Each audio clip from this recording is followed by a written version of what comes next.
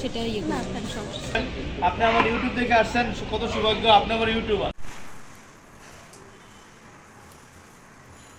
আসসালামু আলাইকুম, আমি চলে এসেছি ইমু আহমেদ ফ্রম থ্রি ট্রাভেলার্স।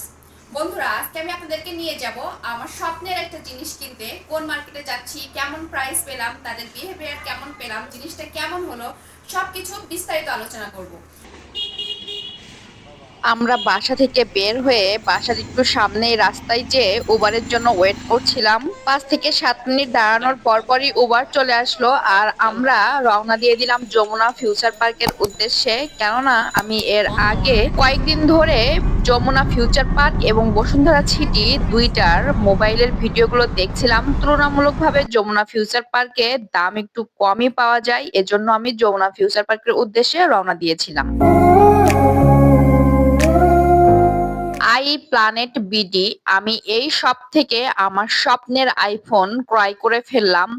তবে আপনারা বলবেন এই শপে যাওয়ার কি দরকার, অনেকগুলো শপই তো যমুনা ফিউচার পার্কে আছে। তবে হ্যাঁ, আপনাদেরকে একটা কথা বলে রাখি, আপনারা ফোন কেনার আগে অবশ্যই 10টা দোকান যাচাই করবেন আর সেখান থেকে তুলনামূলকভাবে যেখানে কম প্রাইসে পাবেন ভালো মোবাইল, সেখান থেকেই তো কিনতে বাধ্য, তাই না? তো সেরকমই আমরা অনেক যাচাই বাছাই করে কয়েকটা দোকান ঘোরাঘুরি শেষ করে তারপরে এই দোকানে গিয়েছিলাম। তবে হ্যাঁ, আমি যমুনা ফিউচার পার্কে যাওয়ার আগে ইউটিউবে এই ভাইয়াদের ভিডিও দেখেছিলাম, যেখানে আমি দেখেছিলাম যে অন্যান্য দোকানের এই আইফোন প্রাইসের চাইতে ওই ভাইয়া অনেক কমে সেল করে, সেজন্য আমি ওনার কাছে গিয়েছিলাম। তবে আমি যে ঠকি নাই, কারণ আমি যেটা ইউটিউবে দেখে গিয়েছি সেটাই আমি পেয়েছি।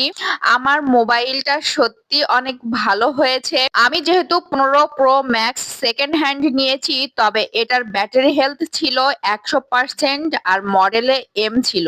আপনারা যারা জানেন না যে মডেল এম থাকলে এই ফোন আইফোন খোলা হয় নাই, বুস্ট করার কোনো সম্ভাবনাই নাই। আর যদি মডেল নাম্বার চেঞ্জ হয়ে যায়, ই এগুলো দেওয়া থাকে, তাহলে মনে করবেন আইফোনের ফোন খোলা হয়েছিল। তো আমার মডেলটা চেঞ্জ হয় নাই, এমই ছিল আর এটার ব্যাটারি হেলথ তো 100% ছিল। সব মিলিয়ে আমি প্রাইস অনেক কমে পেয়েছি, এজন্যই আমার এই দোকান থেকে এই ফোনটা নেওয়া। তবে আপনারা এই লাখ টাকার উপরে যে ফোন কিনবেন সেই ফোন অবশ্যই যাচাই করে নিবেন, কেননা আমি বলে দিলাম এই সব ভালো, ওই আলামিন ভাই শপের মালিক যে উনিও ভালো, আর আপনারা ঠকে গেলেন তখন আমাকে দোষারোপ করবেন না। আপনারা যাচাই করে সবচেয়ে ভালো কোন জিনিসটা যেখানে পাবেন সেখান থেকেই ক্রয় করবেন।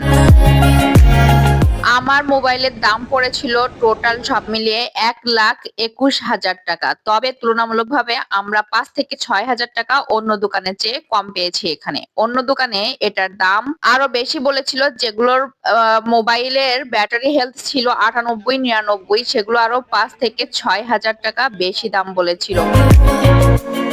আর হ্যাঁ, আমি যেহেতু আইফোন ইউজার না, আমার বড় ভাইকে নিয়ে গিয়েছিলাম এখানে, কারণ উনি অনেক বছর ধরে আইফোন ইউজ করে, উনি অনেক কিছু বোঝে আইফোন সম্পর্কে। তো এই জন্য অনেক ঘাটাঘাটি, অনেক কিছু চেক করেই নেওয়া লাগে আইফোন, এই জন্য ভাইয়া অনেক কিছু চেক করছিল।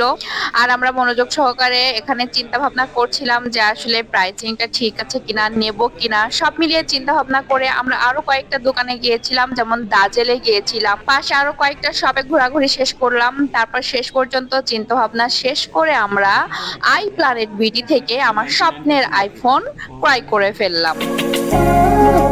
আমি এই ফোনটা যেভাবে কিনেছি, আমি আমার ইউটিউবে টাকা জমিয়ে কয়েক মাস ধরে তারপর আমার এই স্বপ্নের আইফোন কিনেছি। আমি সপ্তাহে গাইস আপনাদেরকে বলবো, আপনারা ধৈর্য সহকারে যে কাজ হাত দিবেন সেটা শেষ করবেন, তাহলে ইনশাআল্লাহ সফল হবেন। কারণ আমি ধৈর্য ধরে কাজ করছি, যার ফল আমি আজ পেয়েছি, দেরিতে হলেও। তো যাই হোক, এই ছিল আমার ভিডিও। নেক্সট ভিডিওতে আবারও দেখা হবে, কথা হবে। সেই পর্যন্ত সবাই সুস্থ থাকবেন আর দয়া করে আমার চ্যানেলটিকে সাবস্ক্রাইব করে আমার সাথেই থাকবেন। আল্লাহ হাফেজ।